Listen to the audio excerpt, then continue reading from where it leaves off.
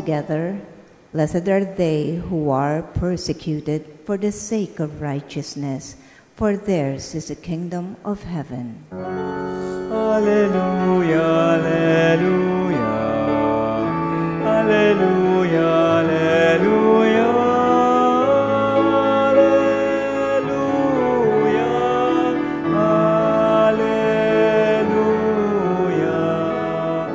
alleluia, alleluia.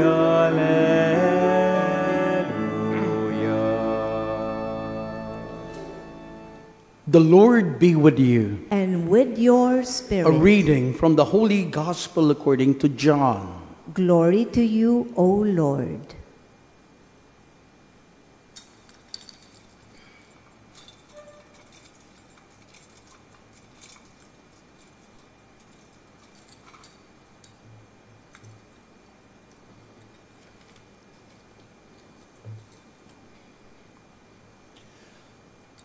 Jesus said to his disciples, Amen, amen, I say to you, unless a grain of wheat falls to the ground and dies, it remains just a grain of wheat. But if it dies, it produces much fruit. Whoever loves his life loses it, and whoever hates his life in this world will preserve it for eternal life. Whoever serves me must follow me, and where I am, there also will my servant be. The Father will honor whoever serves me. The Gospel of the Lord. Praise to you, Lord Jesus Christ.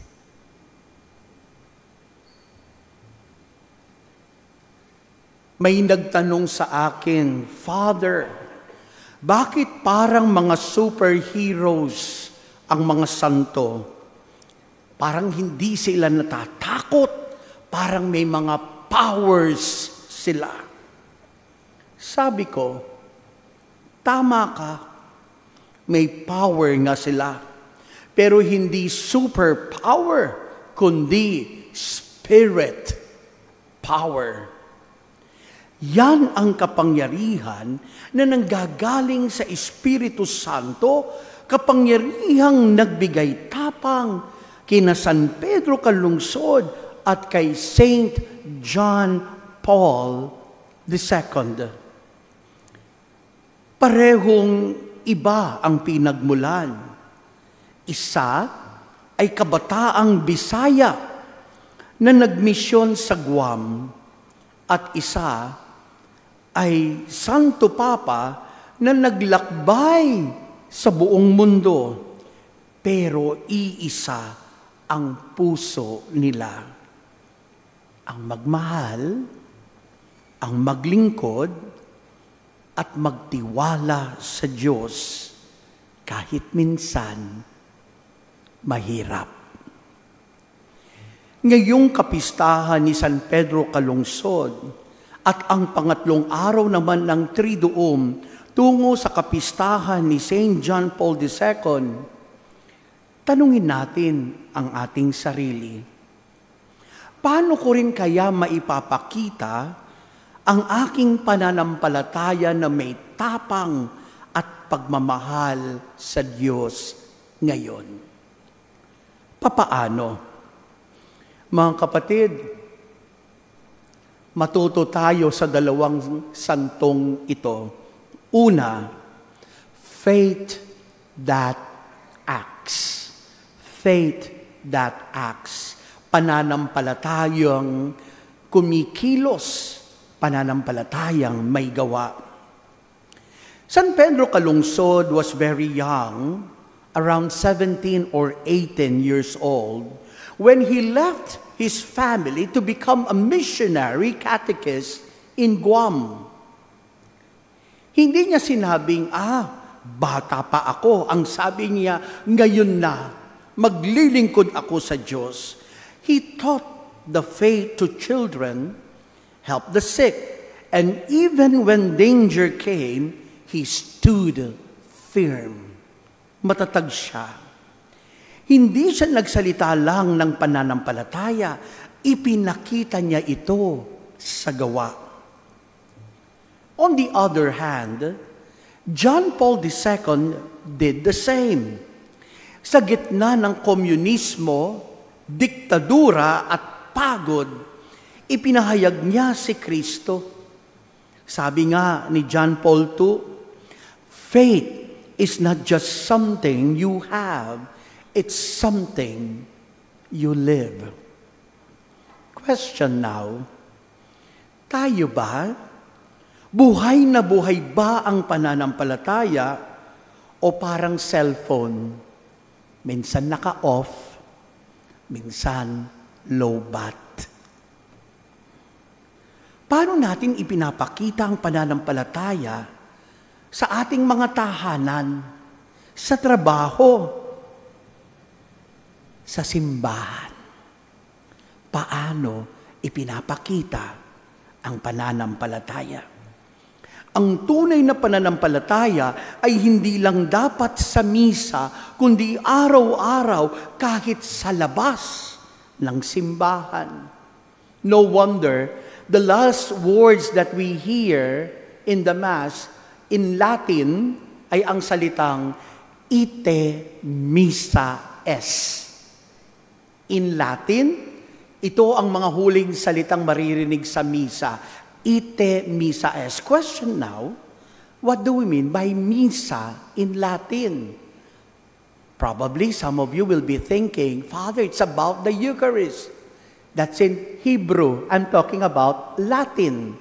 Anong ibig sabihin? Misa in Latin comes from the Latin word of mittere. And mittere means to send. To send. We are being sent. So, ang ibig sabihin, when we talk about faith, dapat hindi lang yung dito.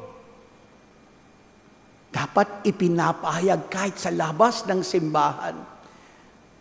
And when we translate ite missa es in English, our celebration is ended. Go!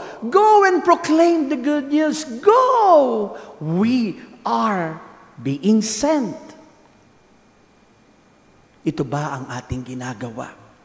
Buhay na buhay ba ang pananampalataya kahit sa labas ng simbahan?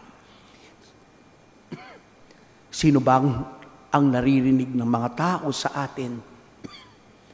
Ang Diyos ba? O ang demonyo? Kayo na po ang sumagot. Second, courage that trust. Tapang na may pananampalataya. Maraming beses iniisip natin ang tapang ng mga santo. Actually, ako po, no?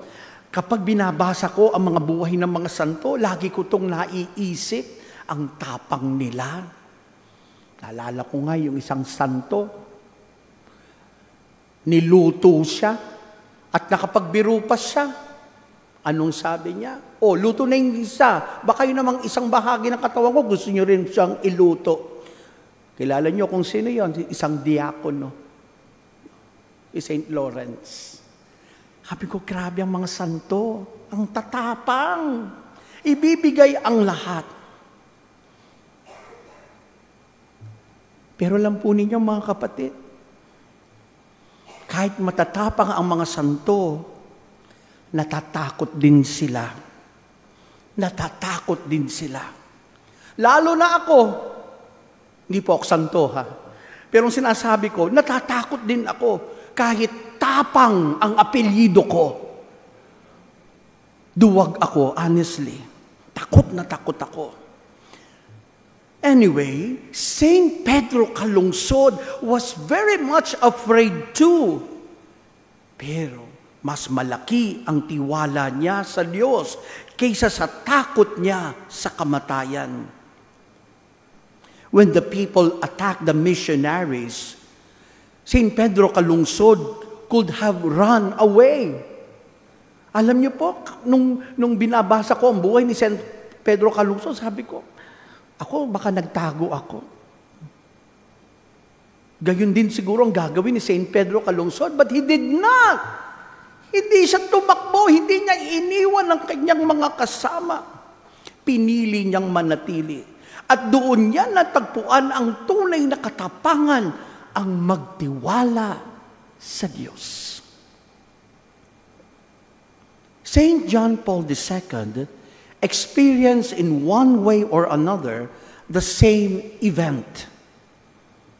Sinubukan din siyang patayin. Do you remember that?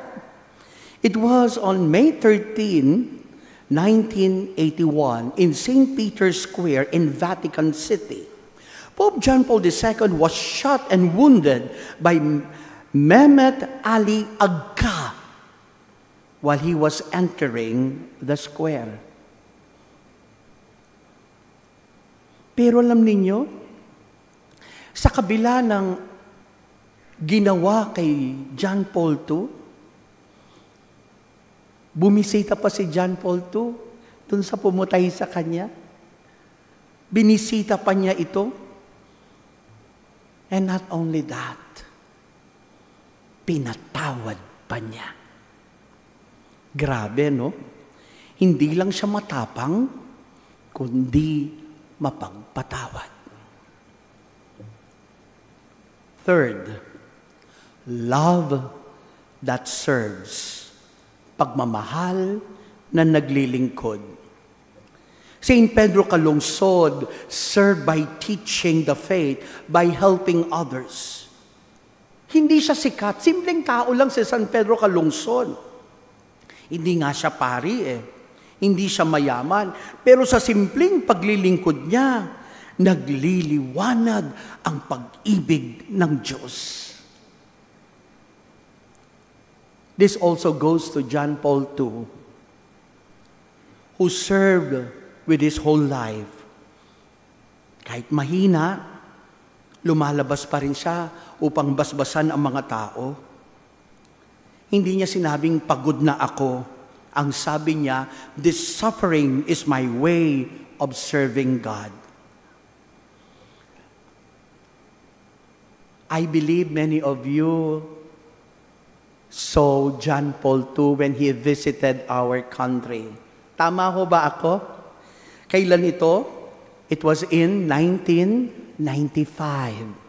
The World Youth Day. This event marked the first time World Youth Day was held in an Asian country and drew a crowd of over 5 million people for the closing mass, setting a record for attendance at that time. Tandang-tanda ko pa nung panahon na iyon. Habang tinitignan ko si John Paul II, hindi ko mapigilan ang sarili ko na maiyak. Actually po, nung nanunood din ako ng balita, akala ko ako lang yung may karanasang iyon. Pati rin pala yung mga reporter, habang tinitignan nila si John Paul II, hindi nila matuloy-tuloy ang kanilang sasabihin kasi naluluha sila. The feeling of holiness radiates. Yan si John Paul II. Ang tunay na pagmamahal ay hindi kailangan ang mahabang mga salita. Ang pinakamalalim na serbisyo ay tahimik, isang ngiti, isang oras ng pakikinig, isang pangunawa. Mga kapatid, 2 santo, 2 panahon, iisang mensahe. Magtiwala, magmahal, maglingkod. San Pedro Calungsod, kabataang may pananampalatayang buhay. John Paul II, pinunong may tapang at puso. Pareho nilang sinabi, do not be afraid to say yes to Jesus. Kaya ngayong araw na ito, mga kapatid, ito rin ang hamon sa ating lahat. Huwag matakot maglingkod. Huwag matakot magmahal. Huwag matakot manampalataya. Kahit minsan ay mahirap. Kung gagawin natin ito, hindi ako magtataka. Isang araw, isa ka sa magiging santo na ating ipagdiriwang. San Pedro Calungsod, pray for us. Saint John Paul II, pray for us. Amen.